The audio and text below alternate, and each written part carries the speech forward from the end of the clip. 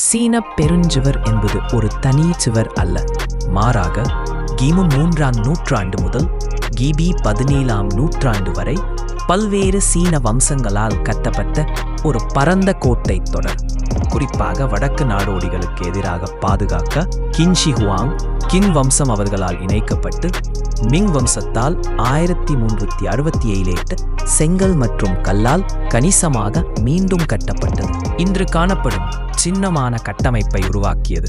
பாரிய கட்டாய உழைப்பால் மோதிய மண், கல் மற்றும் உள்ளூர் பொருட்களால் கட்டப்பட்ட இதன் நோக்கம் இராணுவ பாதுகாப்பு, எல்லை கட்டுப்பாடு மற்றும் வர்த்தக ஒழுங்குமுறையாகும். இது ஆயிரக்கணக்கான ஆண்டுகளாக சீன வலிமை மற்றும் பொறியியலின் மகத்தான அடையாளமாக பரிணமித்தது. ஆரம்பகால தொடக்கங்கள் கீன் வம்சத்திற்கு முந்தையது. வசந்தம், இலையுதிர் காலம், போரிடும் நாடுகள் கிமு 78ஆம் ஆரம்பது.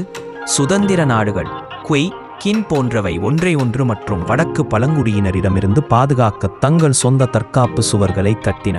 ஒருங்கிணைப்பு மற்றும் முதல் பெரிய சுவர் கீன் வம்சம் கிமு 728.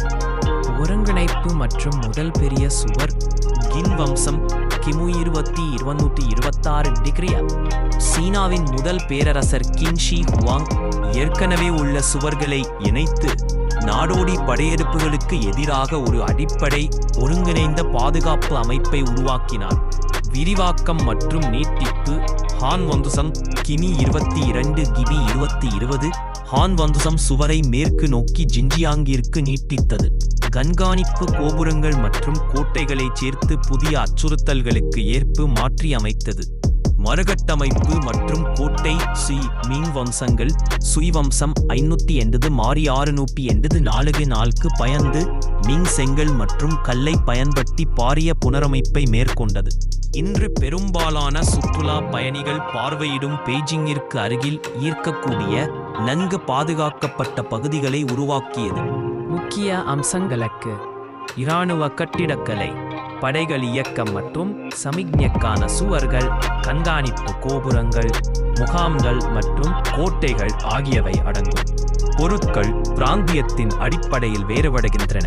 மோதிய மண், மரம் மற்றும் பின்னர் செங்கல் ஆகியவற்றை பயன்படுத்தி உழைப்பு ஏராளமான வீரர்கள், சாமானியர்கள் மற்றும் குற்றவாளிகள் கட்டாய இராணுவ சேவைக்கு உட்படுத்தப்பட்டனர்.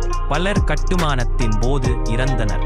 மரபுரிமை இது சீனாவின் நீடித்த பாதுகாப்பு, அரசியல் உத்தி மற்றும் விவசாய மற்றும் நாடோடி நாகரிகளுக்கு இடையிலான கலாச்சார பரிமாற்றத்தை அடையாளம். 1987 யுனெஸ்கோ உலக பாரம்பரிய தளமாக மாறியது.